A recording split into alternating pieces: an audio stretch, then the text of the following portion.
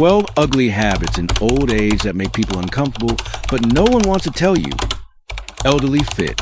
Hello, my dear friends. Welcome back to our channel, where we share heartfelt advice on living a healthy, joyful, and fulfilling life as we age. I'm Dr. Ellen Carter, your friendly guide, here to talk about something we all face but rarely discuss openly, habits that can creep into our lives as we grow older. Today's topic is a little tough, but so important. 12 ugly habits in old age that make people uncomfortable, but no one wants to tell you. Now, don't worry. I'm not here to judge or point fingers. Think of me as a trusted friend or that kind doctor you visit for a heart-to-heart chat. My goal is to help you shine as the wise, vibrant person you are, while gently pointing out some habits that might be holding you back from being your best self. These are things we all notice but rarely talk about, and addressing them can make a huge difference in how we connect with others and feel about ourselves. As we age, we gain so much wisdom, experience, and stories that inspire. But sometimes, without realizing it, we pick up habits that can make others uncomfortable or even push them away. Maybe it's something small, like repeating stories, or something deeper, like resisting change. Whatever it is, I'm here to share these insights with love and respect, because I believe we can all grow no matter our age. So grab a cup of tea, get cozy, and let's dive into this honest conversation. I'll share 12 habits, explain why they might bother others, and offer practical tips to turn things around. By the end of this video, you'll feel empowered to make small changes that can lead to a happier, healthier you and stronger connections with the people you love. Ready? Let's get started. 1. Repeating stories over and over. We've all been there. You're sharing a favorite memory, like that fishing trip from '85, or the time you met your spouse, and you notice eyes glazing over. Repeating stories is common as we age, but it can make others feel like you're not fully present in the moment. Why it's uncomfortable? When we repeat the same stories, it can signal to others that we're not listening or engaging with them. It might even make them worry about your memory. What to do instead? Try to share new stories or ask others about their experiences. For example, instead of retelling that fishing trip, ask your grandkids about their latest adventure. Keep a mental note or even a small journal of stories you've shared to mix things up. Staying curious about others keeps conversations fresh and meaningful. 2. Being overly negative or complaining. It's easy to slip into complaining about aches and pains, the weather, or how things aren't like they used to be. But constant negativity can drain the energy of those around you. Why it's uncomfortable? People want to connect with positivity and hope. If every chat feels like a list of grievances, it can make others hesitant to spend time with you. What to do instead? Practice gratitude. For every complaint, try to share something positive. For example, if your knees are acting up, you might say, "My knees are sore today, but I'm so grateful for my morning walks with my dog." Over time, this shift can transform your outlook and make you a joy to be around. 3. Resisting technology or change. We live in a fast-moving world, and it's tempting to say, "I don't need that smartphone nonsense." But refusing to adapt to new tools or ways of doing things can create a divide between you and younger generations. Why it's uncomfortable? When you dismiss technology or change outright, it can seem like you're shutting out the world your loved ones live in. It might also make them feel like they have to do extra work to connect with you. What to do instead? Take small steps to embrace change. Ask a grandchild to teach you how to send a text or use video calls. For example, my friend Bob, who's 72, learned to use Zoom to join his book club, and now he's the star of every meeting. Start with one new thing and build from there. It's empowering. 4. Talking too much about health problems. As we age, health issues become a bigger part of life, and it's natural to want to share. But if every conversation revolves around your ailments, it can overwhelm others. Why it's uncomfortable? Constant health talk can make people feel like they're your doctor instead of your friend or family member. It might also make them worry excessively. What to do instead? Set boundaries for health talk.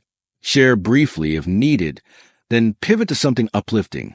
For instance, instead of detailing your arthritis, say, "I've been managing my arthritis, but let's talk about that new recipe you tried." This keeps conversations balanced and engaging. 5. Being overly critical or judgmental. Sometimes we fall into the trap of critiquing others. Maybe it's how someone dresses, their career choices, or their lifestyle. But being overly critical can push people away. Why it's uncomfortable. Harsh judgments make others feel defensive or unwelcome. It can also make you seem out of touch with modern values, like acceptance and diversity. What to do instead. Practice empathy and open-mindedness. Before you comment, ask yourself, is this kind? Is it necessary? For example, instead of saying, why do you wear those ripped jeans? Try, I love how confident you are in your style. This builds bridges instead of walls. 6. Holding on to clutter. As we age, we accumulate stuff, old clothes, knickknacks, papers. But a cluttered home can make visitors feel uneasy and even signal that you're struggling to let go. Why it's uncomfortable. Clutter can make your space feel chaotic, and it might worry loved ones that you're not managing well. It can also make it hard for them to visit comfortably. What to do instead. Start small with decluttering. Pick one drawer or shelf and sort through it. Donate items that no longer serve you or past treasures to family. My neighbor Susan, 68, gave her old cookbooks to her daughter, sparking hours of nostalgic chats. Decluttering feels like a weight lifted. 7. Being too stubborn or set in your ways. I've always done it this way is a phrase we might catch ourselves saying, but stubbornness can strain relationships and make you seem unapproachable. Why it's uncomfortable. When you refuse to compromise or try new things, it can frustrate others who want to connect or help. It might also make you seem rigid or closed off. What to do instead. Stay open to new ideas. If your kid suggests a new restaurant, give it a try, even if you love your usual diner. Flexibility shows you're engaged and willing to grow, which strengthens bonds. 8. Interrupting or not listening. As we age, we might get excited to share our thoughts and accidentally interrupt or dominate conversations. But this can make others feel unheard. Why it's uncomfortable. Interrupting signals that you're not valuing what others say. It can make conversations feel one-sided and frustrating. What to do instead. Practice active listening. Nod, make eye contact, and wait for a pause before speaking. Try summarizing what someone said, like, so you're saying you love that movie? This shows you're engaged and builds deeper connections. 9. Being overly frugal to a fault. Saving money is wise, but pinching pennies to the point of discomfort, like refusing to tip at restaurants or reusing single-use items, can raise eyebrows. Why it's uncomfortable. Extreme frugality can make others feel awkward, especially in social settings. It might also suggest you're struggling financially, worrying loved ones. What to do instead. Find a balance. It's okay to save, but allow yourself small treats or fair gestures, like tipping for good service. For example, my Uncle Joe, 75, started budgeting for small outings with friends, and it's brought him so much joy. 10. Neglecting personal hygiene.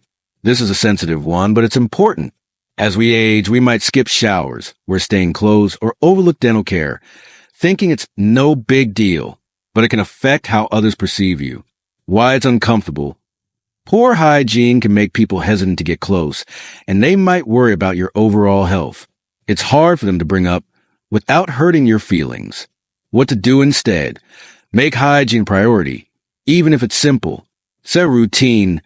Shower regularly, brush your teeth, and wear clean clothes. If mobility is an issue, ask for help or use aids like shower chairs. Feeling fresh boosts your confidence and comfort. 11. Dwelling on the past. We all love reminiscing, but constantly talking about the good old days can make it seem like you're not living in the present. Why it's uncomfortable. Dwelling on the past can make others feel like you're disconnected from today's world. It might also make them sad, thinking you're unhappy now. What to do instead. Balance nostalgia with present joy. Share a memory, then connect it to today. For example, I loved dancing in the 70s, and now I'm enjoying chair Zumba. This shows you're still vibrant and engaged. 12. Isolating yourself. As we age, it's tempting to withdraw. Maybe you're tired, grieving, or just enjoy your own company. But isolating yourself can worry others and weaken relationships. Why it's uncomfortable. When you pull away, loved ones might feel rejected or helpless. They want to include you, but don't know how to reach out. What to do instead? Stay connected, even in small ways. Join a local club, call a friend, or attend a community event. My friend Mary, 70, started a weekly coffee meetup and has become her highlight. Connection keeps your heart full and your spirit young. Well, there you have it, my friends. 12 habits that might be making people uncomfortable and how we can address them with grace and intention. Growing older is a beautiful journey, full of wisdom and stories, but it's also a time to keep growing, learning, and connecting. By letting go of these habits, we not only make others feel more at ease, but we also feel better about ourselves, more confident, more vibrant, and more connected. I know change isn't always easy, but take it one step at a time. Pick one habit from this list to work on this week. Maybe it's listening more closely or trying that new app your grandkids love. Whatever it is, you're not alone on this journey. We're all in this together, learning how to age with joy, health, and wisdom. Thank you so much for joining me today. If this video resonated with you, please give a thumbs up, share it with someone you care about, and subscribe for more heartfelt advice on living your best life. Drop a comment below. Tell me which habit you're working on or share a tip that's helped you. I read every single one, and I love hearing from you. Until next time, keep shining, keep growing, and keep living with all the wisdom and joy you've earned. This is Dr. Ellen Carter, signing off with love. See you soon.